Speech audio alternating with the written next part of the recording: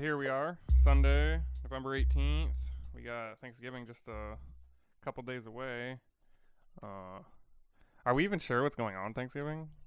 I honestly don't even know how. I didn't even know it was this far. Yeah, we're pretty darn close.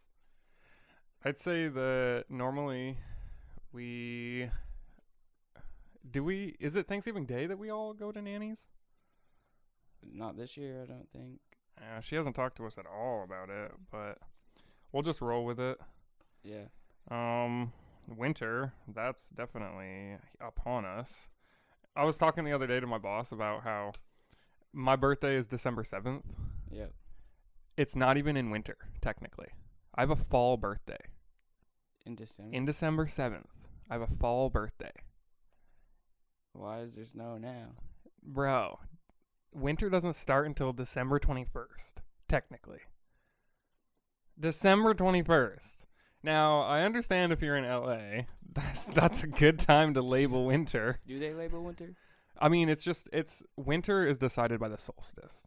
Okay, so like everybody knows about it. Yeah. It's not a strictly Vermont thing. No, I just mean to say that it makes sense if you live in a southern state to be like, oh, it's December 21st, son. That means it's winter today, technically. But meanwhile, December 21st, we've had snow for 2 months. Yeah. Yeah. We just got a foot the other day. The book that I just got at the Restore, it's a photo album book. All the photos were taken by this man named Ethan Hubbard. And the book's title is 30 Below Zero, in praise of native Vermonters. Yep, 30 Below Zero. It's actually pretty nice today. Hovering the 32. All those pictures in winter? No. No, he started taking the pictures in 1964. And then I think it took him a few years to fulfill what he was looking out for. It's a thick book. It's definitely a thick book. It's got 214 pages, and each page has a picture on it. And, man, I love this book. I'm so glad I got it. It just speaks to literally just growing up in small-town America, whether that be... I mean, it's specific to Vermonters in this book, but if you grew up anywhere small-town, this is definitely going to remind you of it. I mean, right now I'm looking at a picture of a field of dairy cows, and they got their spot where they've stomped down and it's super muddy and covered in cow shit. And you got this barefoot, shirtless Vermonter just standing there with him. Like, he doesn't care at all. You got, just flipping through again. You got a lady with her dog, her shaggy dog, looks like a mop bottom. And a dude with a cow. They're leading a cow. Oh, that's pretty cool. These ones are in East Montpelier. Montpelier is our capital, if you're not from Vermont. Smallest capital in the U.S. The only capital without a McDonald's. Yeah. I've known that for so long. You have? Yeah. That's so funny. Yeah. School made sure I even knew that. Right. Yeah. That's the impact McDonald's gives. Yeah, we're proud of that. I mean, it's not like we don't have a McDonald's literally the next town over on a connecting road to Montpelier. Yeah, but technicality, we like that. When you were looking through this book, what kind of caught your attention? Honestly, it's got every town. Like, I've been to towns because you know how it labels. Yep. It's pretty. Like, you can tell the resemblance between the town now and the town back then. That's true. Like, you pointed out to me, speaking of Montpelier. Yeah. This is great. And it's hard to describe, just because if you're not from Vermont, you wouldn't really get it, but there's just a look of Montpelier people, and it's a good look. I like it. Just kind of like hippy-dippy a little bit. They have the pretentious look. Not all of them are, that's for sure, but you got this picture from 1964 where this woman is feeding this dude who has he has longer hair, and one of them is braided and wrapped around his head like a headband, and he's wearing denim coveralls. and he's being fed ice cream by this chick, and their buddy is sitting in like a bowl hat with a denim jacket. They're all in denim. It's so funny looking. What year is that? 1964. It doesn't have the years on them, so. Wow, that's the birth of my dad. Is it? Yep. 1964. Yeah, and these people they look about, I don't know, like 18, 20. You can see a Camel cigarette sign, like a decal up in the window. Oh, nice. Then Williamstown, man, this is where I grew up. Williamstown, so rural, and you got a picture of 4 teenagers. They got a deer on opening day of hunting season, and man, like the kids, this is like taken around 1965, but it's as if it was taken today with black and white photos. Like, these are the kids that I went to school with, man. It's so funny. And believe it or not, these are probably the fathers of literally the kids that I went to school with. That's a good deer too. That's funny. Yeah. I love Williamstown, man. When I was I went to one school through kindergarten all the way to 8th grade. But when I hit 8th grade, there was 2 possible schools for me to go to. Spalding being one, which was centered in Barrie and a much larger school, or Williamstown, which is a lot smaller of a school. And at the time, I definitely wanted to go to Spalding because that's where all my friends were going. Literally only one person I knew was going to Williamstown. Wow. Yeah, but Mom didn't let me because when she went to Spalding, she had a negative experience, and I was the type of kid at this time that wouldn't have fared well going to Spalding. Yeah. Just from my like behavioral problems and such. So it was a good decision in the end for me to go there. But yeah, I only knew one person. Which one was that? Her name's Tessa. Oh, yeah. Yeah, she's super cool. And we were in one class together, so it was basically up to me to make new friends. Yeah. And making new friends in a school where everybody's known each other like their whole life. Yeah. 30 kids in your graduation. Yeah. I mean, it definitely worked out well. I kind of got to drop my troublemaker, class clown mentality and quote-unquote rediscover who I was. Yeah. Yep. Less aggressive, laid back. Still caused some problems like freshman, sophomore year within the classes, but then got to go to Randolph. That must have been nice. It was so, yeah. Miss Rominger, she believed in me so much, like, getting she's like, you're definitely capable of more. She's like, but this school system is not working for you, this like template. Really? Yeah. So the tech center was the next best thing, and to tell you the truth, I was a junior year, I was a third year freshman based on credit score, like how many credits I had. And in order to get into Randolph, I needed to be a junior. And so I had to take like 2 to 3 months to do extensive testing out of the classes I had already taken. Because the problem that I was having with these classes is that it's not that I wasn't learning what they were teaching. Yeah. It's that I did every single thing except homework. Oh, yeah. And if you don't do homework, your score literally drops below failing. Yeah, it's just like on one thing. 60% of your grade or something. It's insane. And so I had known, literally I was in the same class 2 years in a row, and I knew everything about the class, but because of their like poor system, yeah, I just wasn't getting the credit, quote unquote, for it. And so I tested out, I did a bunch of essays, and I got to junior level based on credits.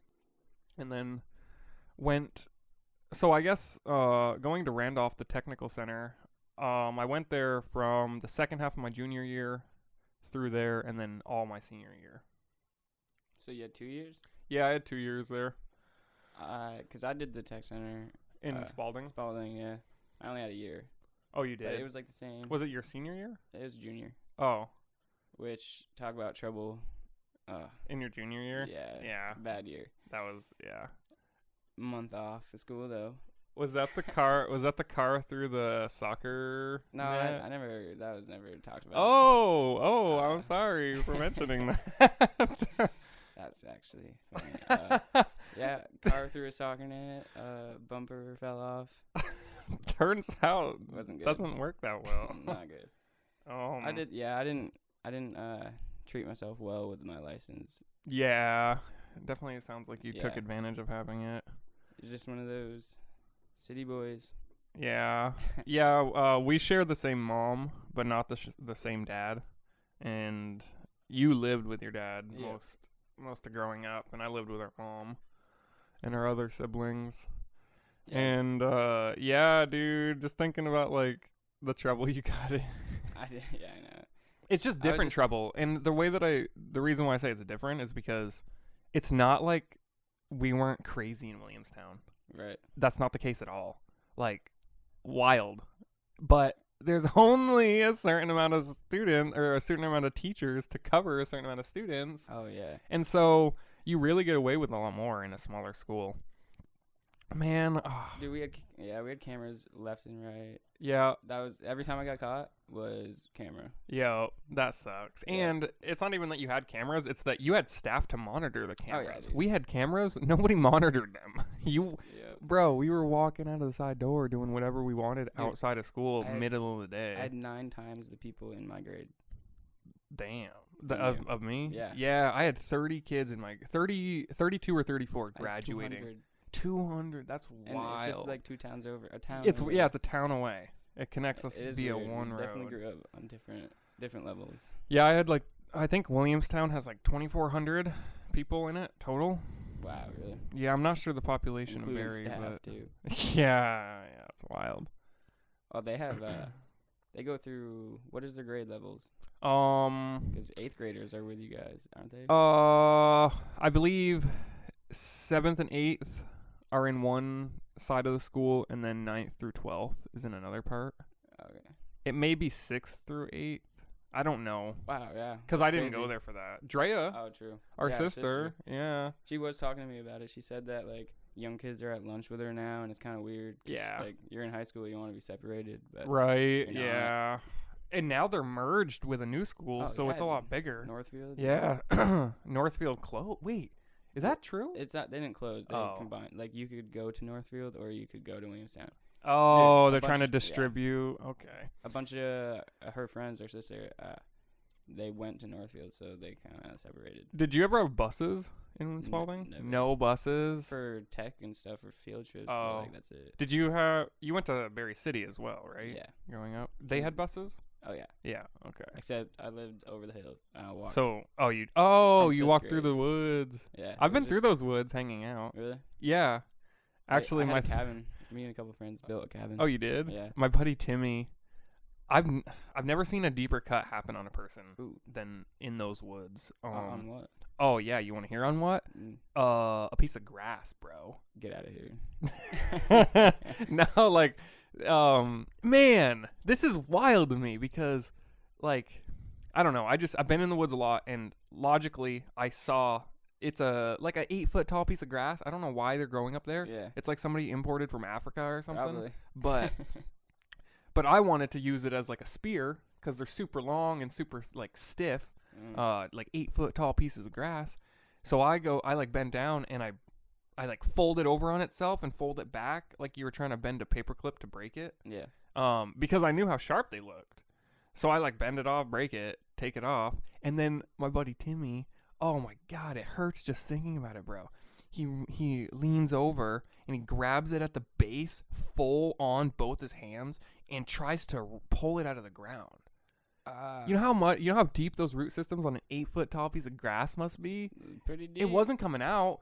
His hand slid up and he got cut to the bone on his pointer finger on his left hand. Just like a slit. Bro, as deep as you can think. Uh, Straight to the bone, as like clean a cut as you can imagine. a and- piece of grass. A piece of grass, and he goes and he and he opens his hand, Ah. and as he opens his hand, it stretches it out, and I see his finger bone, and it starts bleeding Nah. profusely. Oh yeah, dude. But this is what's crazy. He's like, and he's like, oh no, and his hand starts bleeding, and then he's like, wait, it doesn't hurt. It didn't hurt Oh, man. at all. Yeah, I guess you're right.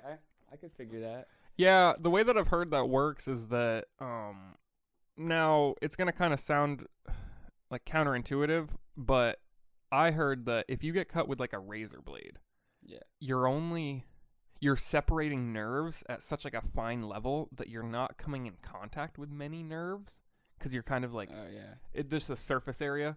But if you cut yourself with not this type of blade of grass, which basically was a razor blade, but with like rolling around on the ground piece of grass, if you look at that on like a molecular level, it's like a saw, like a razor, like a saw's edge. And so when you get cut like that, the reason why those small grass cuts hurt is because you've just touched like 5 to 10 times more nerves than a razor blade would have.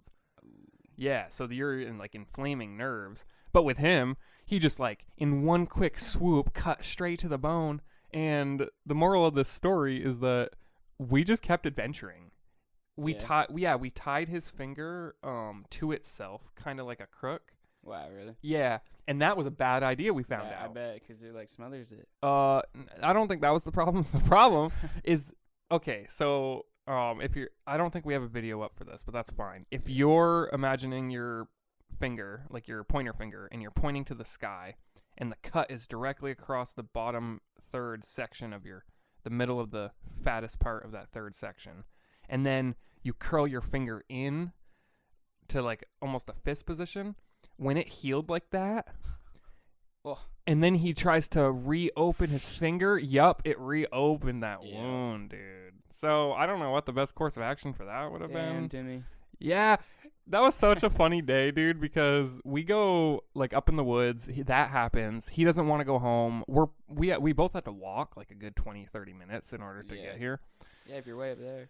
Yeah, and I had walked from like where I live. Wow. Yeah, so we had walked a good ways, and so we're like, oh, we're just gonna keep going. We get up in the woods. We set up a nice little like campfire spot. Yeah. And we have a nice fire, and the fire wasn't quite going good enough, so we're both like blowing into it. And you know how when we're like trying to get a fire going, we alternate? Yeah. So like I blow in, and then as I'm like breathing back in air, you're blowing in. Yep. So it's like a bellows on this fire. But we apparently did it for so long that we both got head rushes. Oh, like super head rushes. How old are you at this point? Just out of high school probably. Oh yeah. Yeah. Okay. Yeah, so like 20. Or no, like 19, 20. And yeah, so we get major head rushes, but I'm sitting on the ground, right? Timmy, bro, you're so accident prone. So he gets a crazy head rush and stands up and starts stumbling because you can't see when a head rush hits you that hard. Your vision is like blinded, even though your eyes are open. And he stumbles right into barbed wire, cuts his leg up. Oh god. No, but also when you're in this state of like, I think it's called holotropic breathing or something, but we were just trying to get a fire going. And so he like stumbles off, boom, boom, boom, can't see, stumbles down, hits the barbed wire. And I'm laughing. He's laughing because you're almost euphoric in this state. And when I like lean back and I'm in that euphoric state of like holotropic breathing, I look at the sun and it is beautiful, bro. And I'm like, oh my God, Timmy, look at the sun. It's so nice. And apparently that also gives you a head rush if you look up at the sun for. So he looks up at the sun and gets instantly blinded and stumbles backwards into the barbed wire for a second. Timmy, dude. Yup, that was so. Dude, I'm sitting on the ground, still head rushed, euphoric, laughing my ass off, and he is laughing his ass off. Like, we're just laughing. And accident prone for sure. Yeah. When you get into that breathing, like we've experienced this multiple times trying to get a fire going. You just feel so different for like a good minute. Yeah, it's like it's not Wim Hof breathing. It almost is. Yeah, it really almost is. Yeah, you can feel. Yeah, because you can feel it in your arms, like the whole. Rush. Yeah, tingly, dude, like crazy. It's supposed to be really beneficial too for your system. Oh yeah. Like hyperoxygenating your blood. I don't recommend it while you're driving or operating heavy machinery. That's for sure. Hold on a second while I'm operating this crane. 40. Yeah, 40 deep breaths later. Can't see you can't see an inch in front of your eyes. Like, yeah, that's wild. It's definitely dangerous. When I went on the hitchhiking trip, the 5-day hitchhiking trip out to West New York, Yeah. I got dropped off in Randolph, actually where I went to school. And I tried to find a place to sleep, and it was mosquito infested, so I couldn't. And but after getting to sleep somewhere that night, Good old Vermont. yeah, good old Vermont mosquitoes, high water table, lots of them. My second night, it was my second day, I guess, because I woke up and then started hitchhiking. I hitchhiked to Bethel, and when I got to Bethel, do you remember Damn. Peavine Park? Yeah. You do? Yeah. Like us going there and swimming in the I river? mean, Mom's mentioned it on the way down there. So. Right. Yeah, you may have been really, really young for Yeah. that. But I definitely do like the swimming. Yeah, it's like a green bridge. It's a Yeah. really nice place. It's new now, actually. Oh, it is. They Yeah. did more stuff. Yeah. Oh, that's They cool. have a Oh, little- the bridge. Yeah, because we go that way to Rutland. Oh, yep. And Oh, you do. You go into right- yeah, Bethel you and go right cross by over. that. Oh, Yeah. wow. Favorite road, dude. That's It's that's so an awesome curvy, road. Yeah. Yeah, when I was so it was the second day of the hitchhiking trip, or the first full day, I guess. It was raining like a bitch. Shit. Yeah, and when it's raining that hard, hitchhiking is just miserable. You really just Yeah, want to find a and, place to Tell us what you had for equipment, or Oh, gear? Yeah. I had nothing. I I know. had way too heavy backpack. I had 2+ weeks of food because I didn't know how long I'd be gone for. yeah. Which was, Wow, that's a lot. Dude. dude, you have no idea how much it was. I had to start giving it away. I had to Fuck. literally like leave it at churches because it was too heavy. Do you remember the completely waterproof bear bag that we had on Yeah. Right. the white one? Yeah. Yeah. Okay. So I had that exact thing. Oh, wow, you had that a while then. Yeah, I've had that a long time, since 2015. Yeah. Well, I had that, right? Mm. You know how big it is? You know Yeah, how like yeah. it like comes up like it's like a big thing. Yeah. It was completely full and over full to the point where I couldn't close it.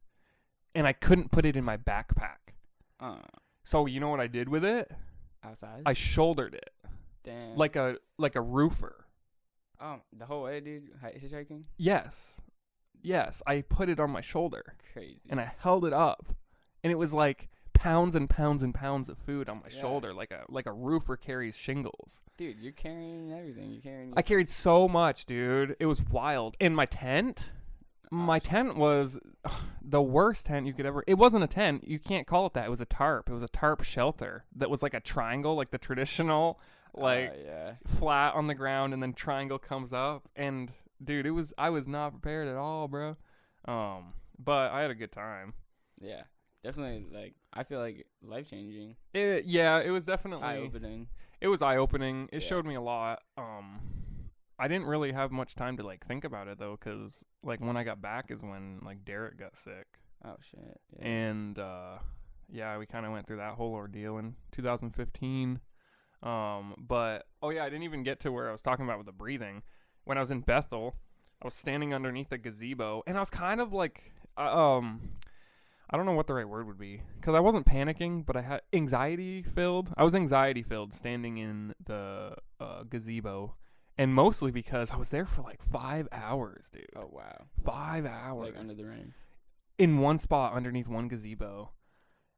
Literally. And Damn.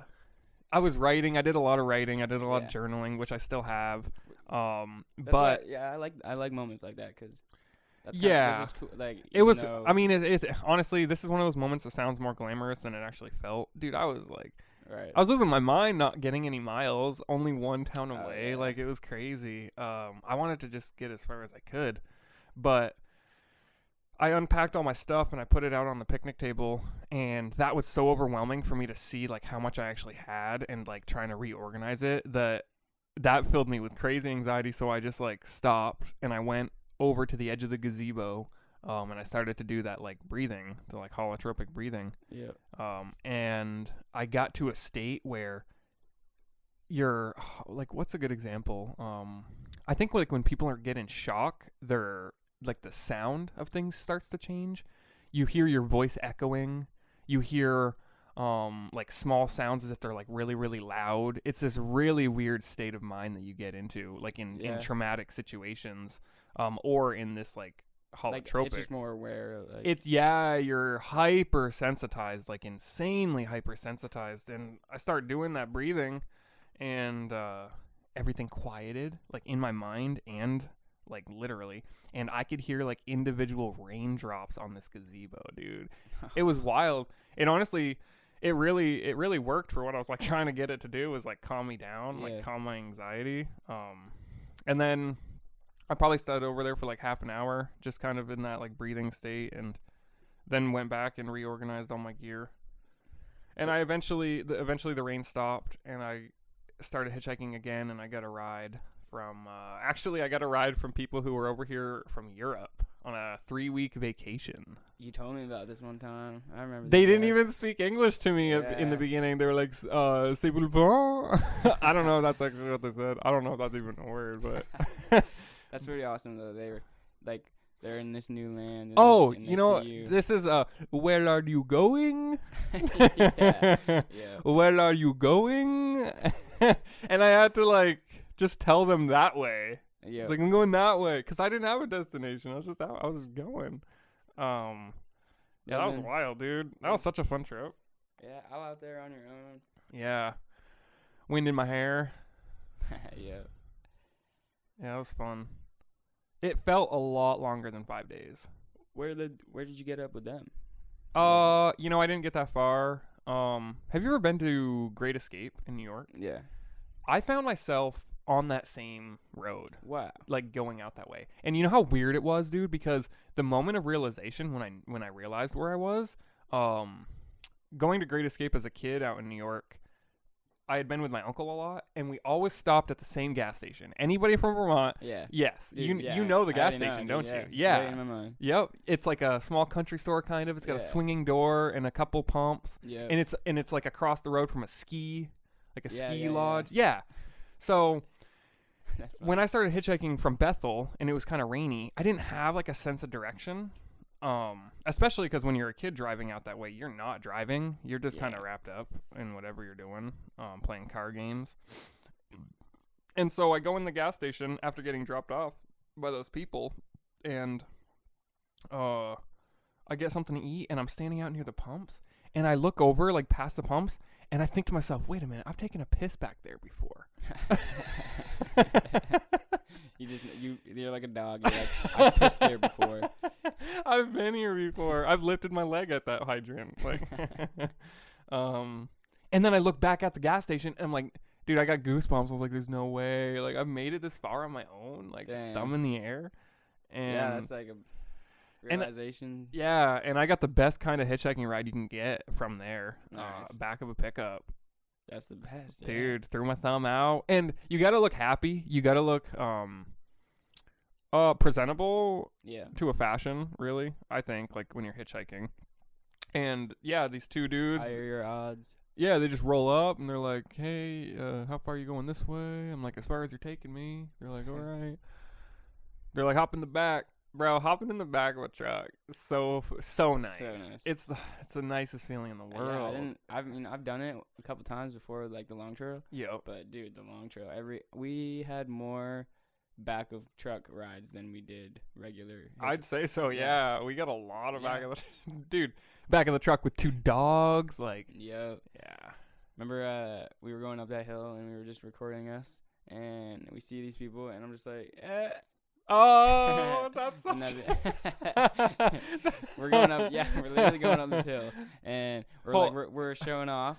Like, we're recording that we're in the back of a truck, and I move my shoulder to the left real quick, and I just put my thumb out and I go, huh.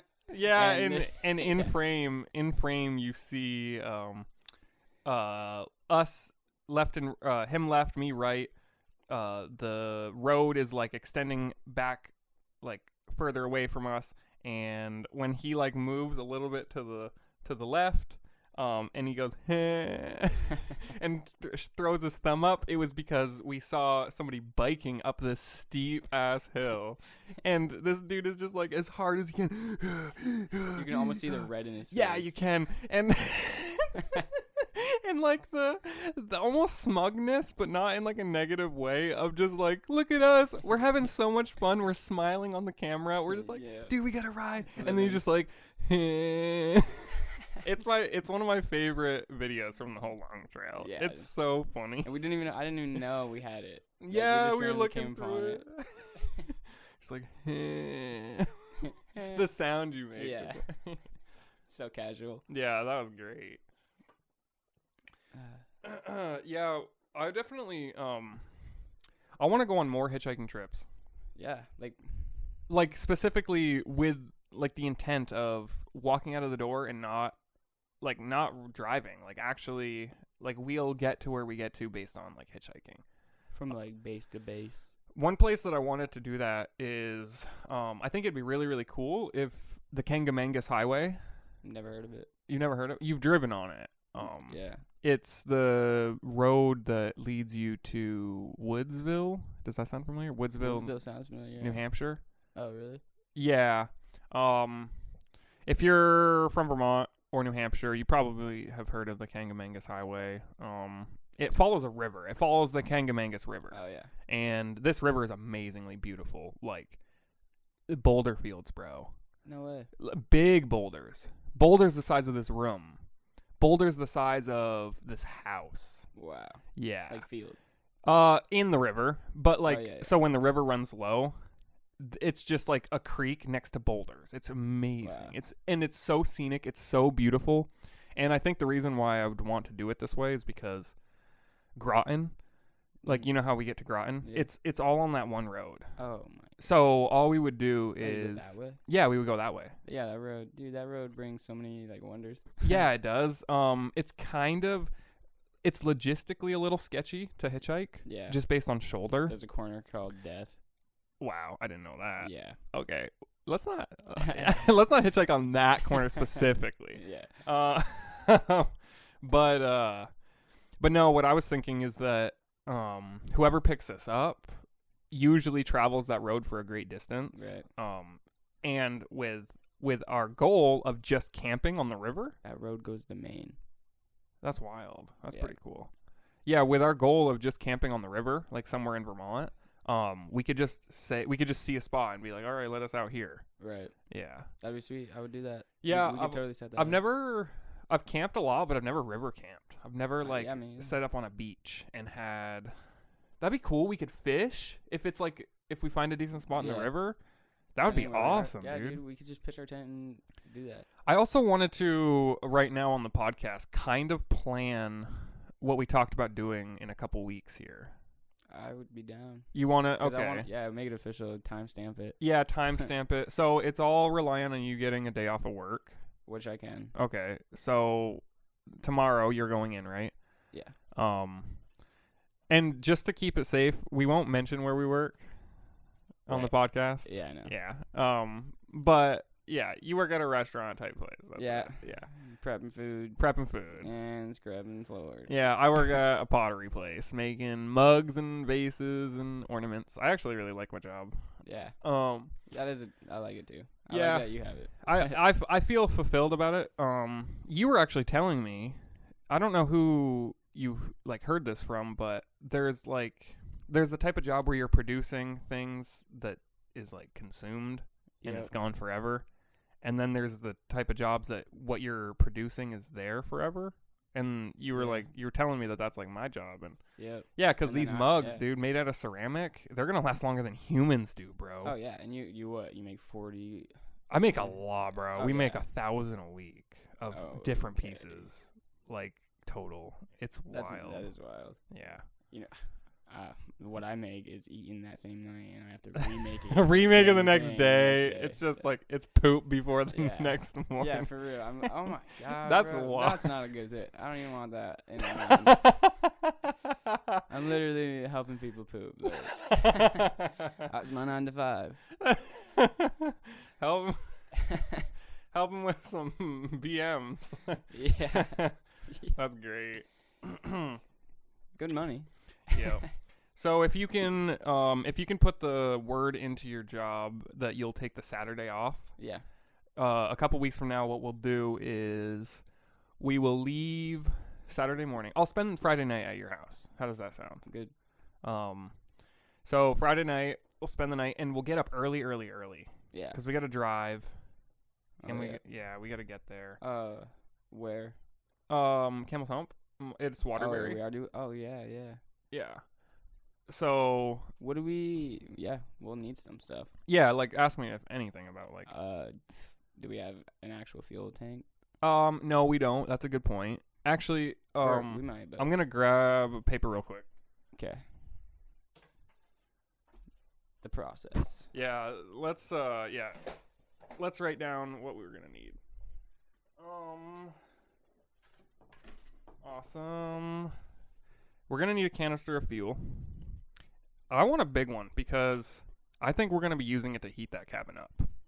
Damn. All right. Yeah. Well, definitely not overpack, but I'm definitely bringing like warm clothes. So here's another thing I wanted to propose, and I don't know. Car full of stuff. Random thought. Car full of stuff. Yeah, like we could hike down the mountain maybe and have like extra stuff just down in the car. That's true. The only problem with this is that as soon as we leave the car, we're gonna be up there. Good. Yeah. I want it. Well, and that's based on distance, bro. Well, so that's like, what I was gonna ask. Yeah. it's about 4 miles. Well, never mind. I would not go down there. It's about 4 miles until we break off the trail, and Okay. then it's like 1.2 of uphill unbroken. Monroe or whatever. Yeah. Oh wow. Yeah, dude. So when I camped up there, you remember Yeah. me camping up there? Yeah. Before we did the long I trail. guess you're right. I saw all that footage. Yeah, this is wild, dude. Well, actually, this is some of the footage we can put in this episode.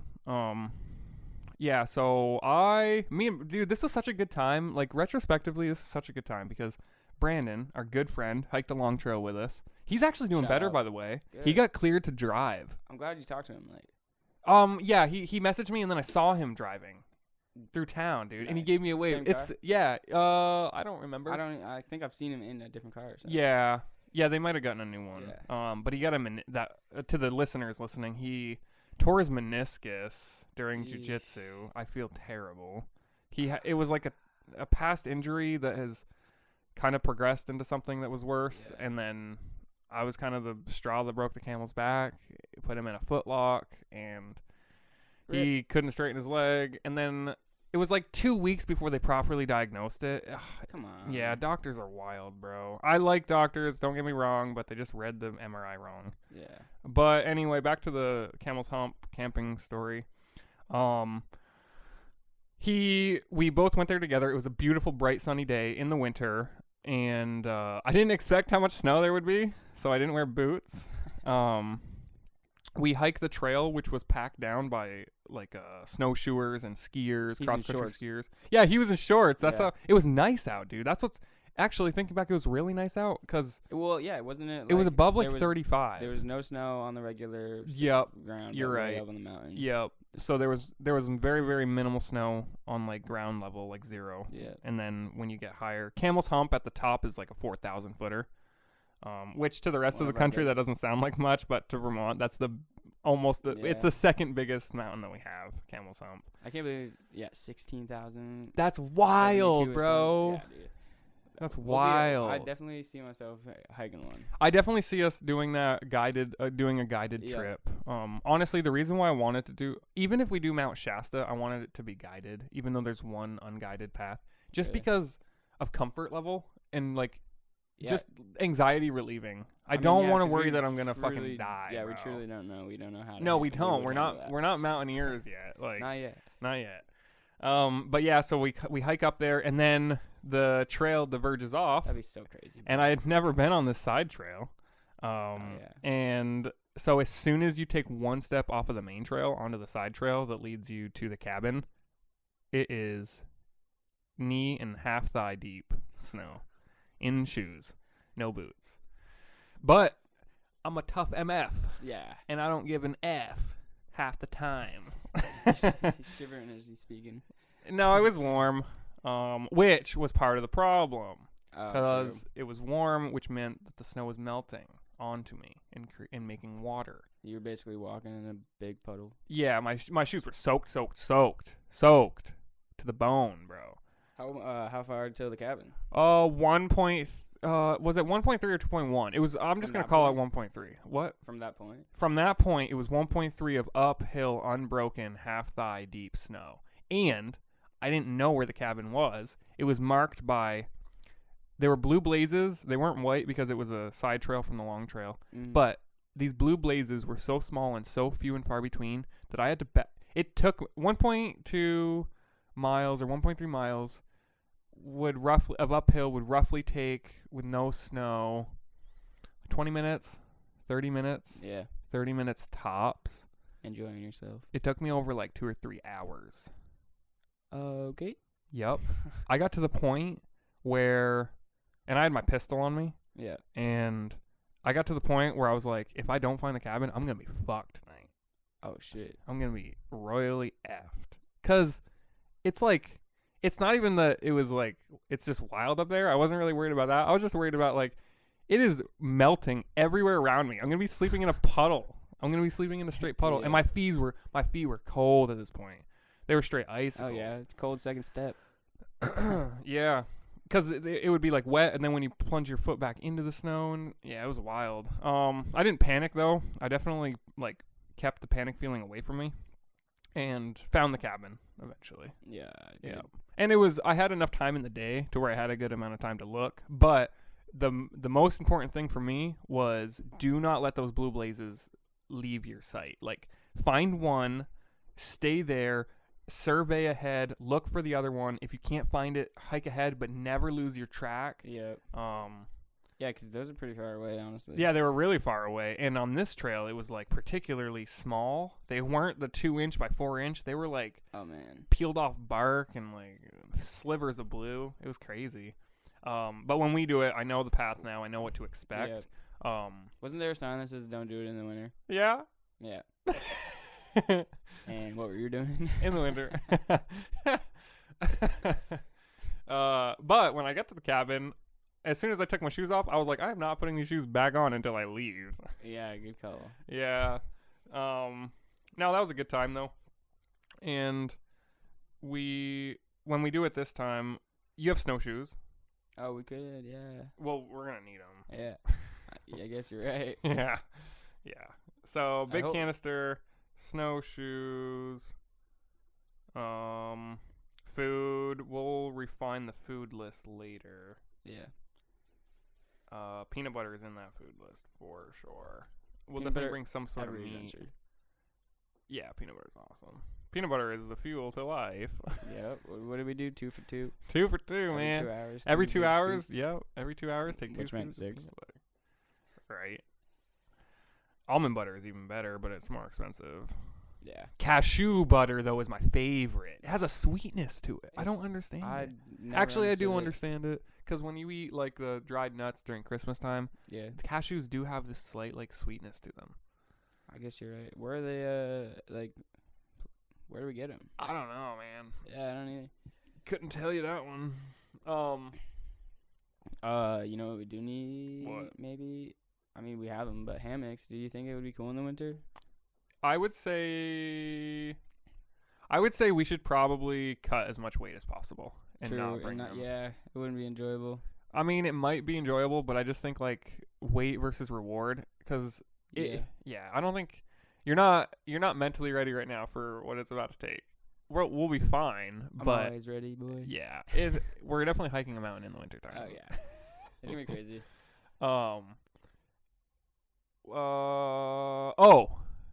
I wanted to propose this to you. Go for it. How does sledding at 4,000 feet sound? What sledge should we bring? Well, so we could do this one of 2 ways. We could purchase those. We have a what? Yeah, we do have that one, but that's the second option. The first option would be we purchase 2 of the round sleds, like those kid round sleds, because they're pretty light. True. Or those things zing. They zing like great. Actually, yeah, we're gonna break our back off of a tree. Dude, you know, it'd be sweet snowboarding. Snowboarding would be cool when we get more money. That's for sure. Yeah. Not up there though either. Not up there. No. I don't know. Some people definitely do it, and there is a big enough section of woods to do it. And I know where we will sled if we do sled. We definitely won't be sledding on the top of the mountain, like the bald part of Camel Swamp. Yeah. Where would we go? So we would do the 1.3 miles of uphill. Yeah. Is all really open. It's like, and it's unbroken. So going down. Like, yeah, it would. You should have. Yeah, it would. Yeah, it would be awesome. That'd be intense, bro. GoPro. Yeah, really. You know, it's funny. We're about to climb a mountain and sled down it. Like, hey, we might have the gyro by then. 2 weeks. Well, when's Thanksgiving, bro? It's this Thursday. Like this Thursday. It's Sunday now. Holy Thursday crap. is Thanksgiving. Yeah, if we go for that. Life changes so much. Thanksgiving doesn't feel like it used to, dude. It's not ever going to. I know. You know? It's not going to feel the same, but I believe that, like... Stages. Yeah, chapters, for sure. Yep. But I think that, like, we'll be able to come up with our own tradition, and, like... Yeah. When we eventually get our own place and all that. I know. I was going to say, like, for the next however long, I have no obligations. Yeah. For that kind of stuff. Yeah. But I'm okay with that. But Black Friday, Cyber Monday, hopefully we can get some like 2-day shipping on that gyro. I have Prime on Amazon. Okay, that works. Yeah. Alrighty. So yeah, we might have stabilized footage by then. That's be sweet. Yeah, being in the early stages of this podcast, there's a lot of forgiving of ourselves that we have to do. Yeah. Just based on like what we have access to. But the most important thing is continual growth and consistency. That's all we're doing. We're starting and having progress. Yep. You know? Yep. And keeping the snowball rolling down the hill. Literally. That's what it is, man. Making sure it doesn't hit any trees on the way down. Yeah, I think that trip will be really fun. So the way that it sounds like it's going to work is I'll spend Friday night here. We'll leave early Saturday morning. And then we will hike, of course, Saturday up to it. We'll probably get there about noon is my guess, which will give us a decent amount of afternoon. Well, not really. The parking lot's open? 4 o'clock. Yeah, permanent parking lot. There's a winter parking and a regular parking. Sweet. Yeah. And then Sunday we'll wake up. Gets light about 7. Let's try to enjoy Sunday up there. Like, just do things around camp. Maybe summit. Okay. That'd be crazy. There's a problem with summiting, though. And it's kind of a big problem. When we break off of the trail at the 1.3 miles... You're not seeing any... So there's 2 trails to get up to the top. One is so like picture where you first climb the mountain like normally, and then it branches off to the side trail, which takes us to the cabin. That I'll call that the Y. At that Y, if you take a left, it's to the cabin. If you take a right, it's a long way still to the top. Yeah. But that's the most safe way to get to the top, but it's still a long time from that point up to the top.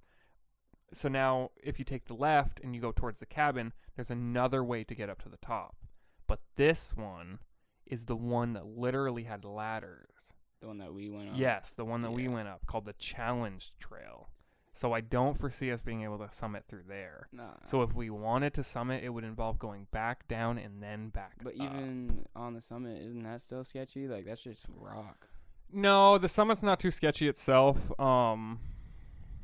It's probably cold. It's probably really cold because of the wind. And it is my, like, honestly, it's one of my, like, main goals to summit. And people do summit it in the winter. The only thing that comes in the way of that this time is our plan to camp.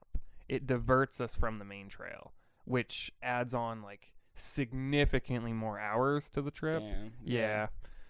And only having like 2 days, broken up kind of days, because I want us to get back in time on Sunday to record a podcast. Oh yeah, definitely. And just talk about the whole trip. That's gonna be sweet. I like the whole camping idea anyway. Yeah, me too. And cabin, bro. Oh, it's gonna be so nice. Oh, we're gonna be dancing. Yeah. Yeah, that was so crowded on the long trail. Man. Oh my god, was it you that had to pee? Yeah, I had to pee so bad, and 2 campers came in the middle of the night, and they lied down in the middle of the door.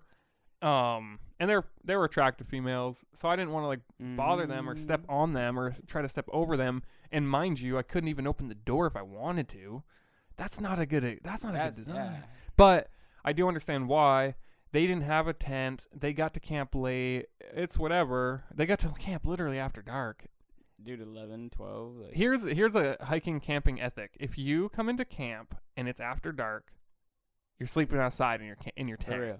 You're in your tent, bro. That's why you carry a tent. Yeah. Like, for real. That's what we did. That's what a lot of people were doing. Yeah, a lot of people do that. Nothing against Dude, those women either. We slept. Remember, we had a tent inside the shelter. Somebody did. Yeah, Yeah. that was. That's funny. That's Like, yeah. for real, Yeah, they that's like took a our Russian houses. doll syndrome. Like them in Yeah. their sleeping bag inside a tent, inside a cabin. What if the cabin was inside a house, inside Yeah. inside a mall? Oh my god. They're just this Russian doll. That's great. No, but I had to climb that night on the long trail when we're sleeping up there. I had to climb out of the window and take a piss outside. Didn't they notice too? They mentioned. They it in the did. They were morning. like, "Hey, were you the one that like crawled out?" And they thanked me actually. Yeah, They're like, appreciate it. "Yeah, that's funny." It was super warm in there. Yeah, that was nice. It was crazy. Yeah, so many people. Yeah. It definitely was not warm when I went up there. Oh, something else I wanted to put on the list. I don't know what would make the best like thing to do this, but there's a lot of holes in this cabin that I want like filled in a little bit. Yeah. Oh man. Like cloth or something. I don't know, honestly. I don't know what would be a good material. I shoved my Z-Light in one of the holes because I got a breeze like crazy. Wow, they're that big. Yeah, like under the roof. I remember. No, like the bunk, and then Yeah. the bunk's wall, and then the top bunk in the walls of. Oh man, that's sketch. Dude, it's yeah, it gets pretty cold. Yeah. Um, What could tinfoil? I don't know. Yeah. Probably not tinfoil. That would be freezing. I don't. Yeah, I'm not sure. Maybe we could just fashion when we're up there. If we get it up there in time, which we're planning on being there around noon, maybe we'll just whittle some sticks. We could do that. Because all we have to do is like close them a little bit. Because it's like a Yeah. big breeze that comes Snow. through there. Yeah, probably not snow. Counteract. Yeah, I think that's wild. So we're gonna be hiking Camel's Hump. Yeah, we're gonna be hiking Camel's Hump in 2 weeks. What's the shelter called? Monroe. Oh yeah. Shelter. Claire? Monroe Claire? Mountain Claire. Mount Claire? I don't know. Blah blah blah. Yeah. Montclair Glen. Yep. That's what it's called. What is that with Glen? Like, there's so many Glen? shelters that have Glen in it. And I could look up real quick like, is what it Glen might be a town. means. Glen? No, Or- I or think a name. Glen is. My intuition tells me it's a land feature. really. Yeah. Just on. Yep, a narrow valley. I knew it. Just on context, it sounded like it was a land feature, Yeah. and it means narrow valley. Dang. So there's a lot of. Oh, Montclair Glen. That is a narrow valley. Yeah. Exactly where But it's situated. There's a lot, dude. Birch Glen. Birch Glen. Yeah, that's it. Glen. Glen. Word of the day. Glen. Glenn. I seem to remember having a friend named Glenn. I did. Oh my god. Glenn, what That's a a- weird that's a name. You're name, I Narrow know. Valley. You narrow valley. Narrow Valley. Man, Glenn. Glenn. That's just like Glenn. Glenn. Yeah, he was a cool dude, I guess. He was? looked like a sloth. No offense. Yeah. Hey, I've had. No, a couple he looked sloth like friends. that specific sloth from Ice Age. I already knew, dude. That's Sid. great. Sid. I literally have a couple friends that I call. That Sid. look like Sid. That's I great. call him Sid. That's like an archetype. I Yeah. bet you the person who they modeled Sid after was like A vessel or a fossil fuel or something fossil fuel. from the Ice Age, dude. Oh. Something crazy. Right. I'm not sure how far into this we are. Like, I guess we should have. On the podcast. Yeah. Is there a way to check on that? Yeah. Okay. Because I want to leave us enough time to do the current events. Yeah. Just addressing like 54 minutes. right now. Yeah. All right, let's do current events. 54 minutes in. Yeah. We'll be better at that in the future. Yeah. Yeah, I guess like for me, the one that I'm gonna bring up is the one that's obvious that is on everybody's mind nowadays, and that is the California fires. Yeah. It is. I took down some statistics, and it's mind blowing how much this fire is actually doing. Like, I heard some stuff. bro. So there's 2 fires. From what I found, there is 2 main fires. One in like mid California. One in North California. The one in North California is called the Camp Fire, and it's in Butte County or Butte County, Butte. So wait, 2 separate fires? Yes, there's 2 separate fires going on, which I didn't know. Yeah, me either. The one in the north is 55% contained, which means absolutely nothing. Yeah, really. Yeah, because if it wants to keep going, it just grows. Yeah, 50%. Yeah, that's wild. I think that honestly, when the numbers get higher than 50%, I think that's when it starts meaning more. But if you only got half the fire down, it can just double its size again, and then what are you left with? Yeah, and picture how big it is. Half of it, there's still a giant fire. Yeah. Okay. You want to know how big it is? It has burned 150,000 acres.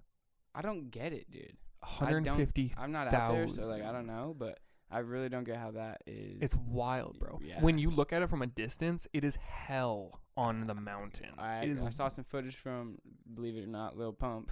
Oh yeah. They tried to evacuate him from his house. I'm pretty sure. And he didn't go. I don't know. I didn't see fully, but that's crazy, the one in the north is the worst one right now. It's caused 76 deaths. Dang. Confirmed. But that's not even the craziest part. This part blows my mind. There is 1,200, so 1,276 people unaccounted for. Unaccounted for. It's burned 12,700 structures, including houses. Houses. Yes. So okay. So, explain, or do you know? Like, is it wild forest? It's forest. Well, So, but it creeps into urban. It really. Yes. So like basically. Yeah. Okay. So picture like it literally a reaches people's lawns and starts burning there. And so we have it a little bit different here. Right. But so like picture Groton. Groton is like the biggest thing that we can imagine. Okay. Yeah. So imagine Groton, and then if people just built a village in the middle of Groton. Wow. And then Groton went up. And just yeah. Okay. So that's basically what we're dealing with. We're dealing with a lot of people who built their homes in these woodland areas. Man. And these woodland areas are ravaged with fire right now. Like 12,000 structures. There's 1,000 plus people that are unaccounted for. That means that like That blows my mind. Unaccounted for. I never want my status to be unaccounted for. No. That is We not don't a see it positive. coming? Well, here's the thing. Sometimes they're given 7-minute warnings. What, dude? Bro, a giant 7-minute fire. Picture that. evacuation warnings. I couldn't handle it. There's an Oh my old couple. God. It's pretty sad, but there was an older couple that was found dead in their garage trying to load things into their car. Really? Mm-hmm. Trying to save what was in the house. That's movie scene stuff. Dude, it's wild. No, like wild, bro. So that's the one in the north. The one in the south, which is closest to LA, the stats on this are astounding in a different way. It's burned less acreage, but still an immense amount of acreage. 98,000 acres of burned forest. It's only killed 3 in the Woolsey fire, which is what this one's called. Yeah. But they didn't state how many are unaccounted for. I don't know if that's because this is a less rural place. But it's burned 713 structures, which is significantly less. But the problem here, It's still 713. well, the real problem is that one strong gust can push it into LA. Oh. So the stats that were stated here is that there's 57,000 structures in danger. What are we doing? Like, what is it, helicopter? It's helicopter. It's trying to burn ahead of it, trying to like create like a my God. moat Wow. of unburnable area. Yeah, it's pretty wild, dude. Like, Yeah, I can't imagine it, I honestly. couldn't, dude. It's That's why, wild. yeah. It's crazy. On Instagram, we follow somebody who was affected. Really? Yeah, and she was like posting in her story a helicopter footage of her house up in flames. And Not cool. no, and she was saying like all the sentimental stuff that was in there she'll Mhm. never be able to get back. Like, it's wild. Legit, a wildfire. Yeah, wild, dude. Yeah, do you have anything like other thoughts on that? Just based on I mean, it's yeah, it's just crazy, yeah, dude. it's just crazy. Yeah, our hearts are out to all the people affected. Definitely. I think we each have roughly two, I think. I'm gonna switch it up and Okay. Later up. light this crowd. In New Hampshire, Yep. 2,525 pound pumpkin, Hole. dude. Yeah. How much? 2,525 pounds. This What? dude grew it. The state over. What? It's this month too. Wow. Wait, is it the record? I'm pretty sure. Yeah, it's the new record. The new His world name is record? Steven. Or Wow. Steve. They call him Steve. He Steve. just got he's literally just farmer with You white did good, hair and a Steve. mustache. I'm gonna grow me a pumpkin. Guess what? What? He sold it for $6,000. What? Wow. Or he got that much for breaking the record. Do you think that? What do you think his plan was? Just to don't build know. just to I grow honestly- a big one? Do you plan or does it just happen? You definitely plan. Really? You those are specific Specific- breeds, yeah. specific soils. It's orange, dude. It's crazy. Did you ever go to the fairs growing up? Yeah, but I've never. You never seen came the big- across a big pumpkin. No. No. Ooh, we got to go to the fairs next year, bro. For, like, they have a whole hummingbirds and stuff? section. They have a whole section on giant Really? vegetables. Oh yeah. Oh Wow. yeah. That's Bro, so funny, dude. I've seen That some is so pumpkins funny that are for, like Vermonters. I've seen pumpkins the size of like beetles, like yeah. Wild, dude. Crazy. But But you know what? 2,500. Did you know that I don't know what state it is, but there's a state where they specifically grow pumpkins that big. Guess why? This is so funny to me. They carve them into boats and they race them on a river. Pumpkin boat. Pumpkin boats. They race What are we pumpkin doing? boats. Yeah, humans. Yeah. Humans just dropped down onto Earth, took a look around, and was like, "Wow, this is fun. Let's grow some giant pumpkins and race them in a river." It's like you watch those Disney movies and you got that pumpkin carriage. Oh, or yeah. whatever, And you're like, nah, I'm making a boat. Nah, I'm gonna make a boat. Yeah, dude, that's wild. So, yeah, I wonder if he grew it specifically to break the record. He probably did. That's my intuition. He did But I wonder if he also has a plan afterwards. Like, hey, here's a question: are they giant seeds too? Dang. Are they? Are they? I would not know. I know, dude. That's wild. Imagine her. How do you plant a pumpkin? You just anything? Just like anything? How do you plant it? You just Yeah, put it in yeah. there? You build a mound. It's a mound yeah. vegetable. Like a zucchini. I like It's a Charlie vine. Brown. Or there's this new pumpkin thing on SNL Oh yeah. with I forget his name. He's wicked famous. Tom, I think. Tom Hanks. Oh okay. He's he does this funny skit and he's just he's Jacko Pumpkin or something. It's so funny. He's pretty funny. It's so funny. I honestly haven't watched SNL in a while. I actually just heard your dad listening to it. Last night. Yeah, and it was one of the current events that I was gonna cover, but I didn't choose to. Steve Carell talking about The Office. Yep. Yeah, it was really funny, the skit that I heard. Like, Really? yeah, he was like, all right, here we are, and I guess we're taking questions from the audience, and then it's like, are you bringing back The Office? Really? Yeah, it sounded like it was pretty well done. I bet YouTube has it all. Have you seen Drake's SNL skit No. with the handshakes and the basketball team? Yes. Yeah. That's so funny. Drake's hilarious, dude. I'm so glad he went on SNL. Oh yeah, That's so funny. that's so funny. Him and Will Ferrell, that's a cool pair together. Yeah. Damn. All right, we'll move on to the next one. I've got there was a painting sold. The most money ever got for a painting from a living artist. Living artist. Okay. $90 million painting. Like recent? Yep, just the other day. Dang. I'm gonna show you the painting. If I had $90 million to not blow, but to spend on a painting, dude. Yeah, that's I gotta wild. see it. Yeah, I gotta see what that looks like. Okay, so I'll tell you the name of it. It's called Portrait of an Artist. And then in parentheses it says pool with 2 figures. This is the painting. Here, let me turn my brightness up.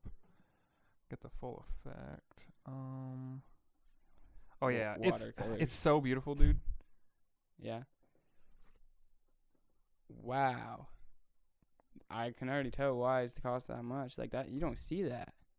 No, you really don't. And man, my mind, I instantly try to think of the deeper meaning behind this. Yeah. And to me, so this is a portrait of him, right?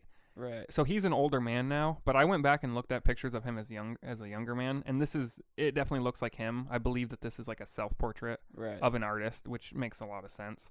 But I also see this as like philosophical and like symbolic of the soul looking down on like the body. Wow, yeah. So you got the dude who's in the pool, which is like your physical self, and then you have the observer, which is your soul, which is your consciousness, standing above the pool, just looking down, observing. I think this is pretty... you guys definitely should look up this painting. I guess I'll describe it lightly for people that aren't. It has, in the background, beautiful mountainous rolling hills, and he even encompassed like the haziness that comes from that, where you can barely see the mountains in the background, and then as it gets closer, it gets like more in more detail. And then there's a guy standing over a pool with somebody underneath the water swimming in like a breaststroke. And yeah, he's just like peering down, and like even look at his lean. Yeah. That's the lean. Like he captured so well the lean of some, like when you're looking over it's a like cliff. 10 degree. Yes, it is. It's like bent at the hips. Yep. Keep your legs straight. Lean over, but keep your center of mass back. And just like the idle thoughts on that guy's mind. It's crazy. I think with artists, like, do you think he saw the image and before he even started the first? That's hard to say. You know what I mean? Yeah, I think really that, never know. You know, I think this guy, as old as he is now, and he's probably been doing this for a long time, I believe that he has enough foresight to plan.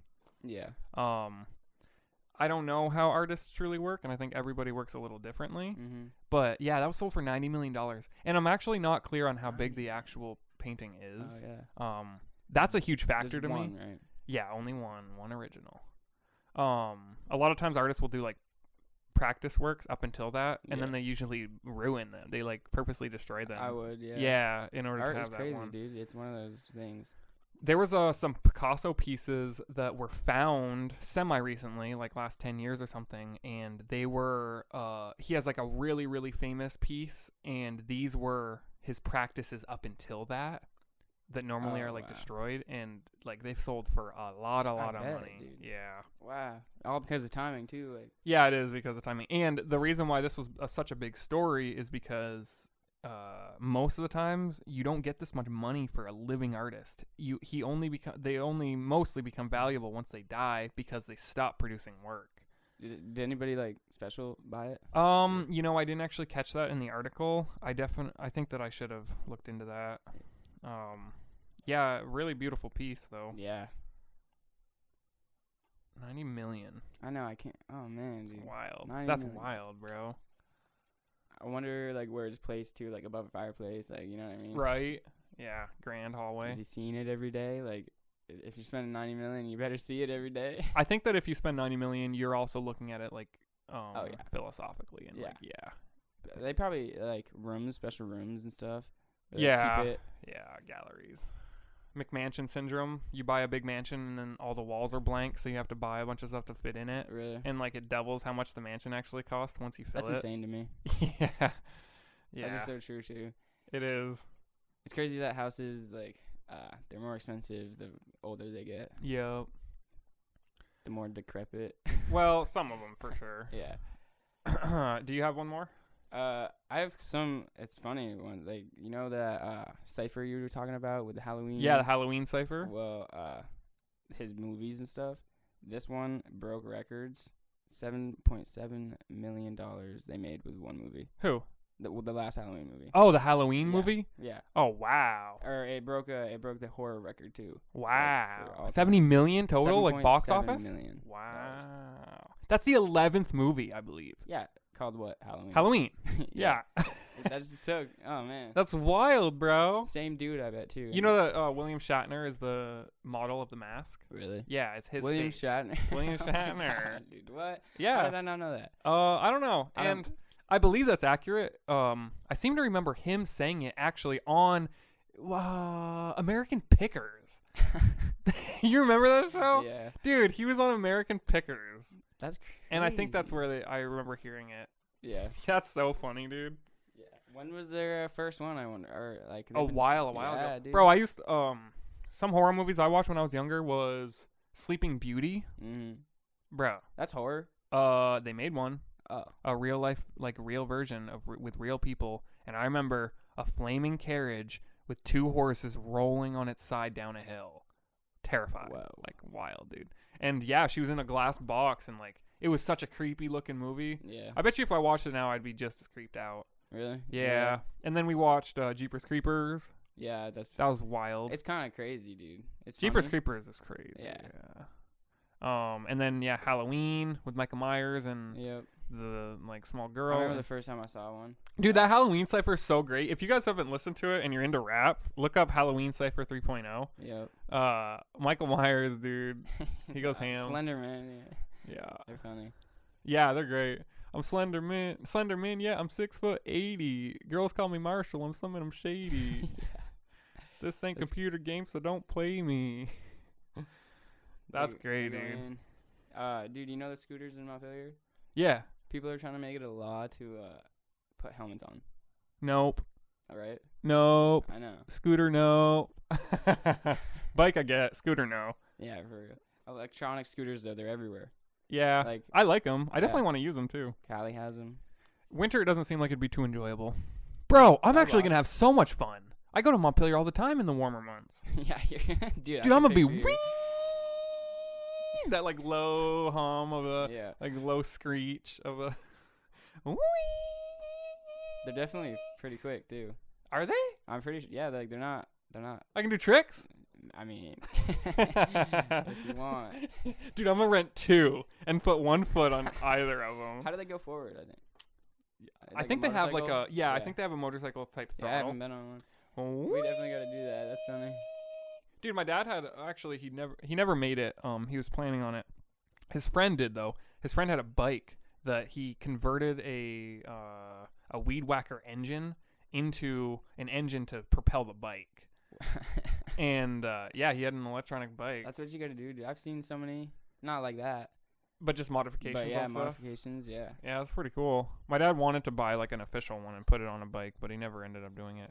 It's like a 2-gallon tank, and that 2 gallons will take you like, I don't know, like 100 miles. Yeah, all day. Yeah, like a crazy Well, that's what that amount. guy did at Taylor Farm. He had one. Oh, that's right. Yeah. He did. He said he'd just be going up hills. Yeah, I was going to say, he's like, uphills are a breeze Pedaling on this backwards. thing.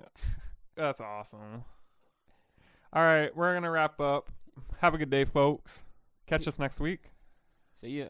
Peace.